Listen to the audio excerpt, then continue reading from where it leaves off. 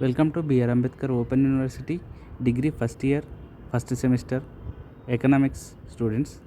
ఈరోజు మనం 2022కు సంబంధించినటువంటి మోడల్ పేపర్ ఒకటి క్వశ్చన్ పేపర్ చూద్దాము. ఈ మోడల్ పేపర్ చూడడం వల్ల మనకు కొంచెం అవగాహన వస్తుంది. క్వశ్చన్ పేపర్ ఏ విధంగా వస్తుంది, ఏ క్వశ్చన్కి ఎన్ని మార్కులు, ఎన్ని క్వశ్చన్స్ వస్తాయి అనేది అదొకసారి మనం చూద్దాం.